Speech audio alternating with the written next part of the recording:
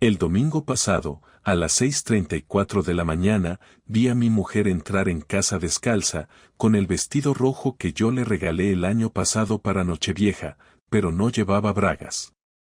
Y lo peor no fue eso. Lo peor fue la sonrisa. Una de esas sonrisas suaves, torcidas, satisfechas. No era la sonrisa de alguien que ha tenido una noche con amigas. Era la sonrisa de alguien que se siente deseada. De alguien que acaba de ser desnudada con urgencia, no por amor, sino por hambre. Yo estaba en la cocina preparando el desayuno para nuestra hija.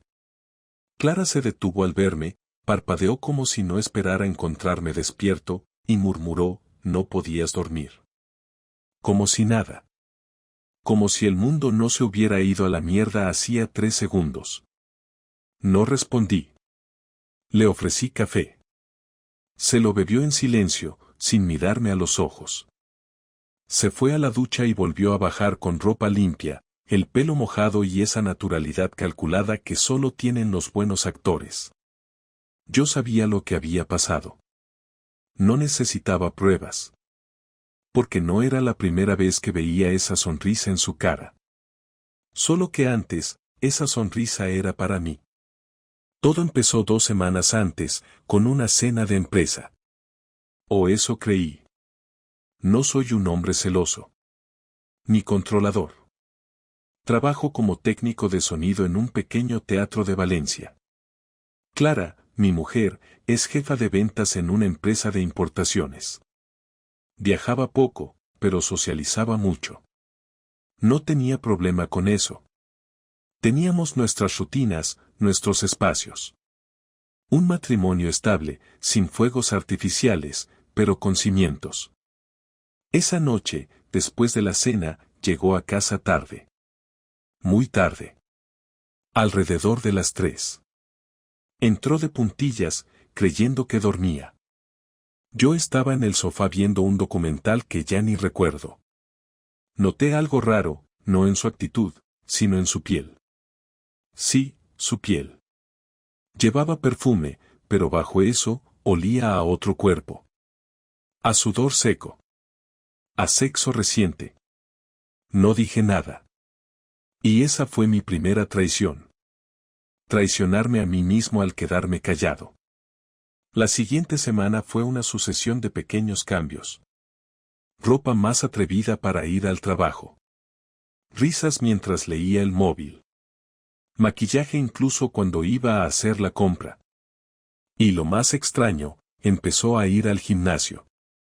A los 36. Un martes a las 8 de la noche. No hacía falta ser Sherlock Holmes. Yo no tenía pruebas, pero tenía algo mejor, memoria. Porque ya habíamos estado aquí antes.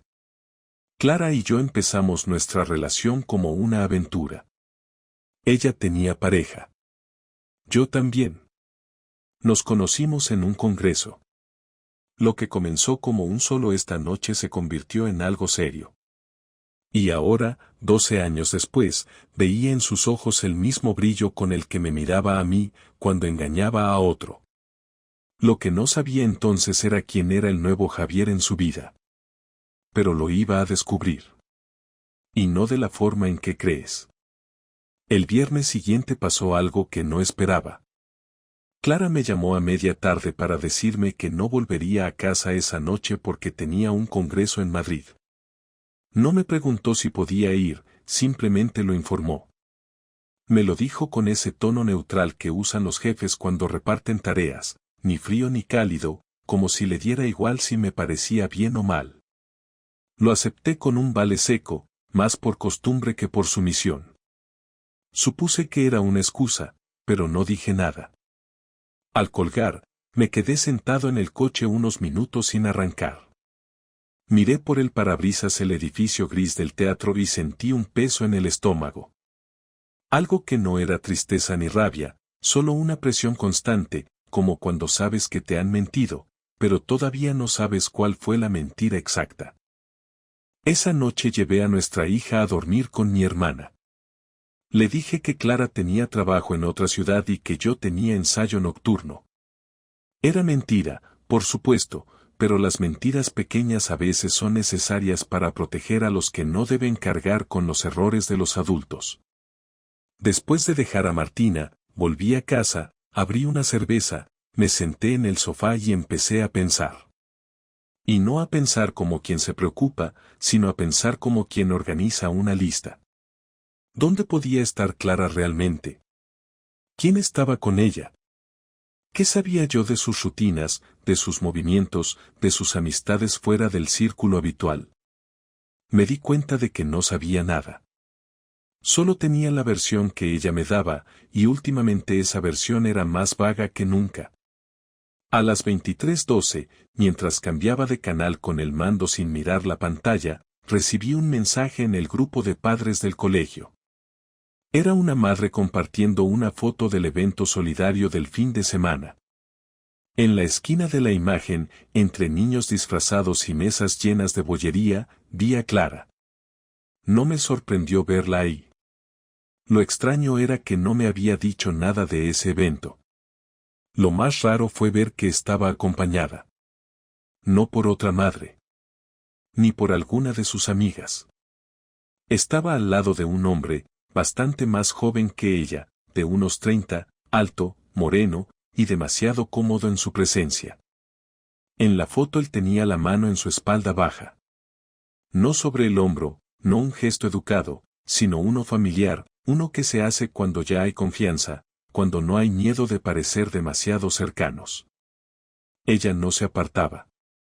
Al contrario, sonreía con naturalidad. No sabía quién era él, así que amplié la imagen con los dedos, hasta que los píxeles empezaron a descomponerse. Lo reconocí. Se llamaba Iván. Lo había visto una vez en una cena de empresa hace un año, cuando Clara me pidió que la acompañara a una cena formal porque los jefes querían conocer a las parejas. Era uno de los chicos nuevos del departamento de marketing. No me dijo mucho de él aquella vez, solo que era listo pero un poco prepotente. Ahora, viendo la foto, no parecía ni listo ni prepotente, solo alguien que estaba demasiado cerca de mi mujer. Guardé la imagen en mi móvil sin pensarlo. No por celos ni como prueba, sino porque en ese momento supe que algo se había roto. Y ya no podía ignorarlo. Al día siguiente fui al colegio a recoger a Martina después del ensayo. Pregunté a una de las madres si Clara había ido al evento del día anterior y me confirmó que sí, que había estado con un compañero del trabajo, un chico muy simpático. No hacía falta que me dijera el nombre. Luego, como si no supiera que me estaba clavando un puñal, añadió, se veían muy compenetrados, me sorprendió que no estuvieras tú. Sonreí y dije que tenía ensayo. Mentí otra vez. Ese día ya había dejado de contar. Esa noche Clara llegó tarde. Muy tarde. Entró por la puerta cerca de la 1 de la madrugada, sin excusas, sin explicaciones. Solo un qué cansancio mientras dejaba el bolso en el suelo del salón. La miré desde la cocina sin decir nada. No me vio. Fue directa al baño y luego al dormitorio. No se duchó. No me saludó.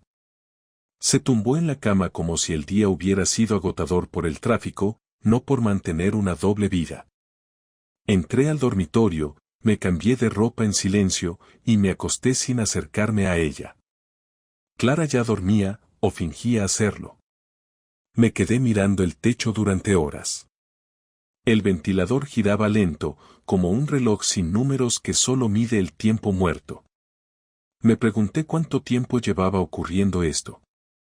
Me pregunté si alguna vez me lo habría contado. Me pregunté si se habría acostado con él en nuestra cama. Y la peor parte fue que no sentía furia, ni deseo de venganza, ni siquiera tristeza. Lo que sentía era algo peor, indiferencia. Como si Clara ya fuera otra persona, una vecina con la que compartía casa por error. Pero no iba a quedarme cruzado de brazos. No soy ese tipo de hombre. Y si ella pensaba que podía reírse de mí con esa sonrisa torcida, entonces todavía no me conocía. El lunes por la noche decidí hacerlo. Llevaba días acumulando dudas, imágenes, momentos raros, y ya no me servía seguir actuando como si no pasara nada. No había vuelto a mencionar el supuesto congreso en Madrid y tampoco me había dado explicaciones sobre por qué no contestaba mis llamadas ese fin de semana. A mí me tocó preparar las comidas, cuidar de Martina, y fingir normalidad, mientras ella se dedicaba a desaparecer.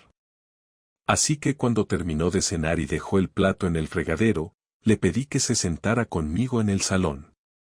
Ella se extrañó, me miró con una ceja levantada, pero accedió. Apagué la televisión, y nos quedamos los dos en silencio, frente a frente. No había forma de hacer esto suave ni progresivo, así que fui directo. Le pregunté si conocía a alguien llamado Iván del trabajo. Por un segundo se congeló, como si el nombre le hubiera caído mal, y después de una pausa demasiado larga, dijo que sí, que era un compañero del departamento de marketing, que ya lo había mencionado antes. Le dije que sabía que estuvieron juntos el viernes en el evento del colegio, y que no entendía por qué me había dicho que iba a Madrid si estaba a 10 minutos de casa. Clara bajó la mirada, se acomodó en el sofá, y luego soltó un suspiro largo, como si estuviera preparándose para dar una explicación ensayada. Me dijo que no me lo había contado porque sabía que yo no lo entendería, que llevaba tiempo sintiéndose confundida, que necesitaba espacio para pensar y que Iván solo era alguien con quien podía hablar sin sentirse juzgada. Le pregunté directamente si había tenido algo con él. No usé rodeos ni eufemismos, lo dije como se dice una dirección o una contraseña. Ella se molestó. Me respondió que no tenía por qué soportar un interrogatorio, que no estaba haciendo nada malo y que yo siempre exageraba las cosas. Le dije que no estaba exagerando nada, que mentir sobre un viaje y desaparecer toda la noche no era algo normal, y que si creía que podía ocultar lo que fuera que estaba haciendo, se equivocaba. Ella entonces cambió el tono.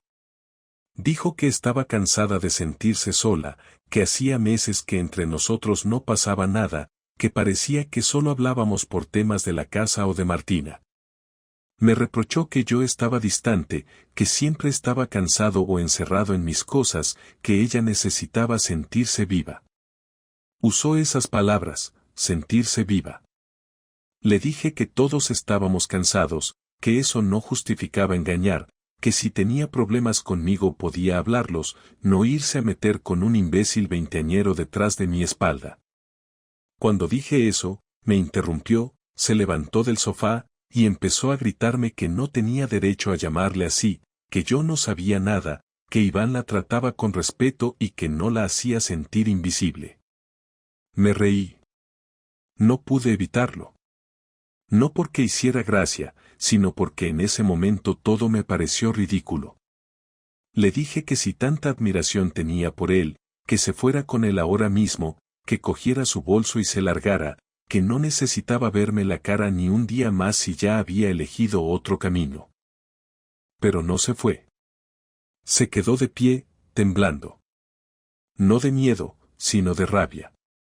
Me dijo que no tenía intención de irse, que esta también era su casa, que no pensaba renunciar a nada por una discusión. Le respondí que no era una discusión, que era una decisión. Que yo no podía seguir compartiendo techo con alguien que no era honesta, que prefería a una persona que me dijera me he enamorado de otro antes que a una que jugara a ser madre y esposa mientras se metía en otra cama cuando le apetecía. Ella me llamó injusto. Dijo que nunca le había sido infiel, que con Iván solo hablaba, que lo admiraba, pero que no había pasado nada físico. No supe si creérmelo. Tal vez era verdad, tal vez no. Pero me daba igual. En ese momento, el daño ya estaba hecho. Ya había dejado de confiar en ella. Volvió a sentarse, ahora con un tono más bajo. Me dijo que no quería que esto terminara mal, que aún podíamos arreglarlo. Me miró a los ojos por primera vez en toda la noche y me pidió que pensáramos en nuestra hija. Que no tomáramos decisiones en caliente. Me quedé callado. Pensar en Martina era lo único que me hacía dudar. Pero al mismo tiempo, me preguntaba si crecer en una casa llena de mentiras no era peor que vivir en dos casas separadas. Le dije que necesitaba tiempo, que no iba a tomar ninguna decisión esa noche, pero que no pensaba seguir durmiendo en la misma cama con ella. Me levanté, cogí una manta, y dormí en el sofá. Esa noche no lloré, no rompí nada, no grité. Solo dormí mal. Y por primera vez en años, no soñé con ella. La idea se me ocurrió mientras llevaba a Martina al colegio 2 días después de aquella conversación con Clara. Ella me miraba por el retrovisor desde el asiento trasero, contándome que en clase iban a hacer una obra sobre el medio ambiente y aunque intentaba poner atención, mi cabeza estaba en otra parte. Clara seguía en casa, actuando como si todo estuviera en pausa, sin pedir disculpas ni asumir nada, solo moviéndose por las habitaciones con cuidado, como si el conflicto pudiera evitarse por omisión. Yo no iba a golpear platos ni a montar escenas, pero tampoco iba a quedarme esperando a que su arrepentimiento llegara solo. Si ella había tenido espacio para jugar a doble vida, yo tenía derecho a actuar. No por despecho, sino por justicia. Lo primero fue buscar al tal Iván. Encontrarlo no fue difícil. Su perfil en redes sociales estaba abierto, y aunque no mostraba nada explícito, sus fotos eran las de alguien con demasiada seguridad para tener tan poco contenido. Vi varias publicaciones donde él aparecía en eventos de empresa, en cenas, incluso en una carrera solidaria en la que Clara también participó, aunque ella nunca me mencionó que Iván también estuviera allí. El tipo sonreía como si nada pudiera tocarle. Ni una señal de vergüenza. Era el típico que se creía simpático por repetir frases motivacionales vacías. Sabía que no podía enfrentarlo físicamente ni quería hundirme en dramas públicos, así que decidí otra cosa. Esa noche, cuando Clara se fue a dormir, conecté su portátil al disco externo donde guardaba fotos y documentos. Tenía copias de presentaciones, facturas, correos laborales y personales. No necesitaba espiar su vida íntima, ya lo había hecho una vez y no me llevó a nada más que frustración. Esta vez quería algo concreto. Encontré un archivo de Excel donde guardaba el calendario de eventos de su empresa, con detalles de los lugares, fechas, invitados y personal asignado. Crucé eso con el registro del colegio, que aún tenía en mi correo, y confirmé que el evento del viernes, ese donde los vi juntos en la foto, no tenía ninguna relación con su trabajo. No solo me había mentido sobre Madrid, sino que directamente se tomó un día libre para pasar tiempo con ese tipo. No había excusa profesional ni compromiso laboral. Solo ganas. Esa fue la gota que me faltaba. A la mañana siguiente llamé a un viejo amigo mío, Pedro, que trabajaba como diseñador freelance. Le pedí que me ayudara a montar una pequeña web, algo básico pero funcional, donde pudiera subir contenido y protegerlo con clave. Le dije que era para un tema personal. No preguntó. Me ayudó en una tarde. Subí la foto del evento del colegio, capturas del calendario de Clara y un resumen detallado con fechas y acciones, todo ordenado, sin comentarios emocionales, solo datos. Luego imprimí el enlace en una hoja, junto con la clave de acceso, y lo metí en un sobre con el nombre de su jefe, que conocí en aquella cena de empresa.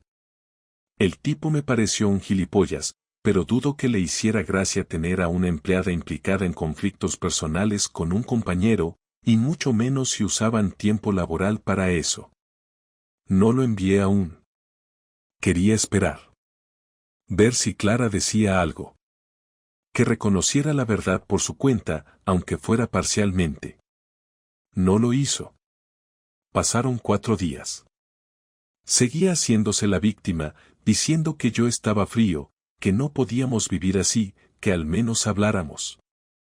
Le dije que no podía hablar con alguien que negaba todo, que si ella no me respetaba lo suficiente como para decirme la verdad, entonces yo no tenía ninguna obligación de explicarle mis decisiones. Me llamó exagerado. Le dije que si se sentía tan incomprendida, podía irse a vivir con su amigo, que seguro él la entendía mucho mejor. No respondió. Ese sábado, cuando salió a hacer la compra, fui a la empresa y dejé el sobre en la recepción, a nombre del jefe. Nadie me preguntó nada. No firmé. Me fui. No sabía si serviría de algo o si simplemente terminaría en la papelera, pero no me importaba. No quería arruinarle la carrera a nadie. Solo quería que alguien más supiera quién era ella realmente. Alguien que no pudiera ser manipulado con excusas. Esa noche dormí mejor. No feliz. No aliviado. Pero mejor. El lunes siguiente Clara llegó a casa más temprano que de costumbre. Se le notaba nerviosa. Me preguntó si había dicho algo en su trabajo. Le dije que no. Me preguntó si había hablado con alguien. Volví a decir que no. Me dijo que su jefe la había citado para hablar, que habían recibido un sobre con información delicada sobre un tema personal. Yo asentí, sin decir nada más. Me preguntó si sabía algo al respecto. Le dije, yo no mando cartas, Clara. Pero parece que tus secretos ya no están tan bien escondidos como pensabas.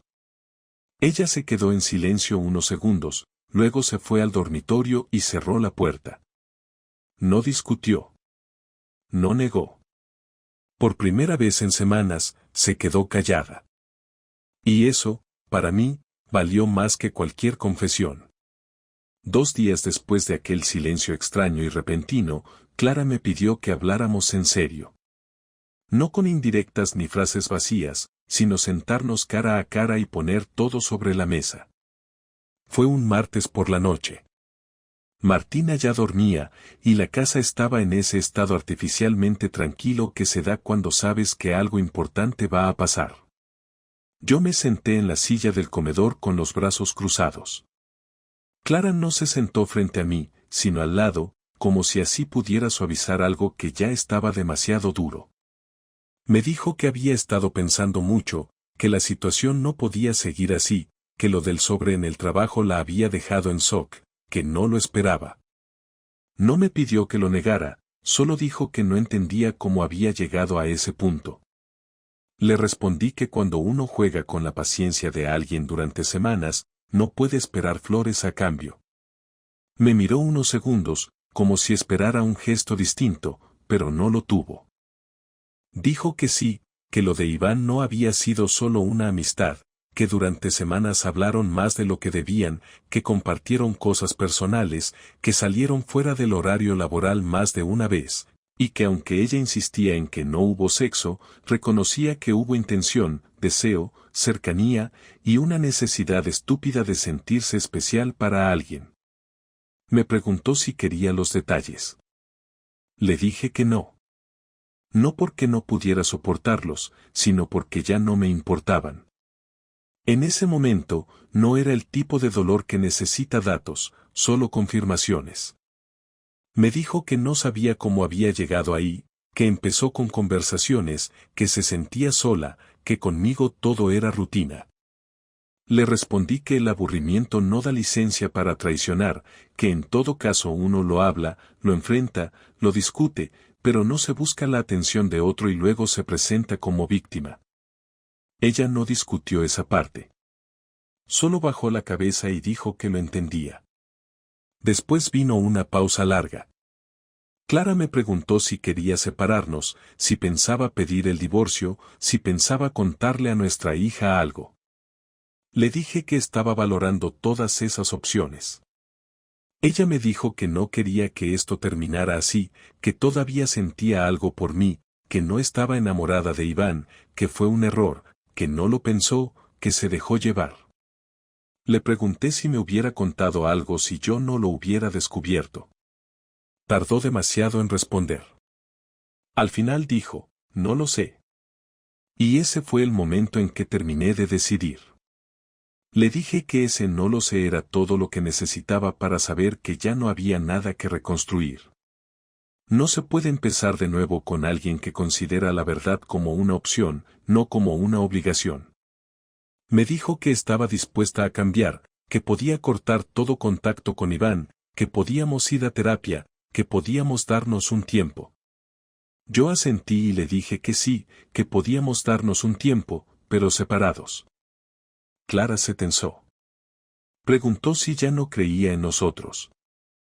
Le dije que no creía en una versión de nosotros donde yo tuviera que vigilar su teléfono, controlar sus horarios, preguntarme cada vez que se pintaba los labios para quién lo hacía. No quería ser ese tipo de hombre, y tampoco merecía tener que convertirme en uno para conservar algo que ya no era amor, sino costumbre. Le propuse algo simple. Que habláramos con Martina, que le dijéramos juntos que íbamos a tomarnos un tiempo, que íbamos a vivir en casas distintas por un periodo, pero que ambos íbamos a seguir siendo sus padres, y que nadie la iba a abandonar. Clara aceptó. No fue con entusiasmo ni resignación, sino con una expresión que no le había visto nunca, alivio. Como si finalmente entendiera que todo esto no era una guerra, sino una consecuencia. Me preguntó si pensaba rehacer mi vida con alguien más. Le dije que ni lo pensaba, que necesitaba espacio para estar solo, que tenía la cabeza hecha un caos, que no quería ponerme una etiqueta nueva solo para llenar el hueco que ella había dejado. Me dijo que me admiraba por eso, que ella no se había manejado bien, que lo sabía, que se había equivocado. Por un instante, todo pareció tranquilo. Sin gritos, sin reproches nuevos, sin dramas forzados. Solo dos personas aceptando que habían llegado al final de algo que no supieron cuidar. Me levanté, fui al armario, saqué una maleta y empecé a meter algunas cosas. Clara no me detuvo. Me preguntó si tenía dónde ir. Le dije que sí, que me quedaría unos días en casa de mi hermano. Le dejé claro que no iba a desaparecer, que seguiría viendo a Martina todos los días, que esto no era abandono, era coherencia. Ella asintió. Antes de irme, me detuve en la puerta. Me giré, la miré, y le dije, no te odio. Pero tampoco confío en ti. Y sin eso, no se puede volver a empezar. Ella no respondió. Me fui de casa sin mirar atrás, no porque estuviera enfadado, sino porque no quería grabar en la memoria la imagen de Clara sola en el pasillo. Prefería quedarme con la última conversación, con esa calma forzada pero necesaria, donde al menos por una vez los dos fuimos honestos. Llegué al piso de mi hermano y me instalé sin decir demasiado. Él ya sabía que algo pasaba, no necesitaba explicaciones largas. Me dejó una habitación libre, una copia de las llaves y me dijo que me quedara el tiempo que hiciera falta. Esa noche dormí poco, no por ansiedad, sino porque por fin había hecho algo. Me pasé semanas en esa casa conviviendo con la incomodidad, intentando adivinar gestos, sospechando, negando lo evidente. Ahora, al menos, no tenía que fingir que todo iba bien. Era un tipo separado, cansado, con una hija que merecía estabilidad, pero ya no era un hombre engañado en su propio salón. Eso, aunque suene poco, era bastante. En los días siguientes organizamos todo con cuidado. Hablamos con Martina en el parque, sin dramatismos. Le explicamos que mamá y papá iban a vivir en casas diferentes durante un tiempo, pero que ella iba a seguir viéndonos a los dos como siempre. Se lo tomó mejor de lo que pensábamos. No hizo preguntas incómodas, no lloró, no mostró angustia. Solo dijo, ¿entonces me vais a seguir recogiendo los dos? Y cuando le respondimos que sí, sonrió con la naturalidad que tienen los niños para adaptarse a lo que les toca. Clara y yo acordamos turnos. Yo pasaba las tardes con ella 3 días a la semana y los fines de semana alternos. No hubo discusiones por eso. Ninguno quería pelear por la niña. Lo único que ambos sabíamos era que no queríamos que ella pagara por errores que no había cometido. Durante un tiempo, no hablamos más allá de lo necesario. Coordinaciones, horarios, Alguna consulta puntual sobre el colegio. Nada personal. No volví a preguntarle por Iván, y ella nunca mencionó su nombre. No me interesaba saber si seguía viéndolo, si habían retomado contacto, si se arrepentía o no. Ese capítulo estaba cerrado. No porque ya no me doliera, sino porque entendí que seguir revisando lo que pasó no iba a cambiar nada. El daño ya estaba hecho, y yo no quería vivir repasándolo cada semana. En cuanto al trabajo, seguí como siempre. Mi jefe me preguntó si estaba todo bien, porque notó que mi concentración estaba por los suelos. Le dije que estaba pasando por un tema personal, pero que no afectaría mi rendimiento. Lo cumplí. Me lancé al trabajo como si fuera una tabla de salvación. No para olvidar, sino para no pensar demasiado. A veces, no necesitas consejos, solo mantenerte ocupado hasta que el dolor se acomoda. Un mes después de la separación, Clara me pidió tomar un café. Dudé al principio, pero acepté. Quedamos en una cafetería cerca de su trabajo. Llegó puntual, con ropa de oficina y una expresión que no supe leer de inmediato.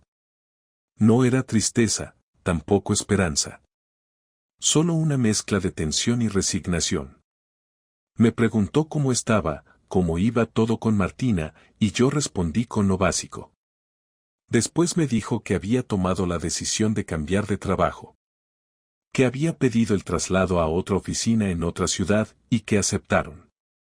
Que no era inmediato, que faltaban unas semanas, pero que quería que lo supiera con tiempo. Me sorprendió, no tanto por la decisión, sino porque me lo contaba como si esperara algo de mí. Le pregunté si se iba sola. Me dijo que sí. Que lo de Iván no había seguido. Que ni siquiera hablaban ya. Que todo había sido un desastre mal gestionado. Me quedé callado. No por sorpresa, sino porque en ese momento no tenía nada que decirle. Ella continuó hablando. Me dijo que no esperaba que la perdonara, que no quería justificar nada, pero que al menos necesitaba que yo supiera que no se marchaba por huida, sino porque entendía que ya no había nada que reconstruir. Que prefería comenzar de cero en otro sitio que seguir viviendo donde cada rincón le recordaba en lo que se había convertido. Le dije que me parecía bien, que cada uno tenía derecho a buscar su manera de empezar otra etapa. Me preguntó si creía que algún día podríamos llevarnos bien de verdad. Le respondí que probablemente sí, cuando el tiempo hiciera lo suyo, pero que ahora mismo yo necesitaba distancia. Me lo agradeció. Me pidió un abrazo antes de irse. Se lo di. Fue corto, incómodo, pero real. Después de eso, no la vi más en persona. Unas semanas después, me escribió para decirme que ya estaba instalada en la nueva ciudad, que Martina podía visitarla cuando quisiéramos coordinarlo, que estaba bien. Respondí con educación. Hasta ahí. Ahora han pasado unos meses. Vivo solo en un piso más pequeño. Veo a Martina todos los días que puedo. Seguimos con nuestras rutinas, sin dramas. Clara me manda fotos de vez en cuando viajan o hacen algo especial. Yo respondo con pulgares arriba o un gracias. No hay odio. No hay amor. Solo pasado. Lo que aprendí de todo esto es simple. No importa cuánto tiempo lleves con alguien, ni lo que hayas construido, si esa persona deja de respetarte, ya no hay nada que valga la pena salvar. La fidelidad no es un premio, es lo mínimo. Y cuando alguien no puede darte lo mínimo, no merece lo máximo. Ahora no estoy mejor ni peor. Solo estoy limpio. Y eso, después de tanto ruido, ya es suficiente.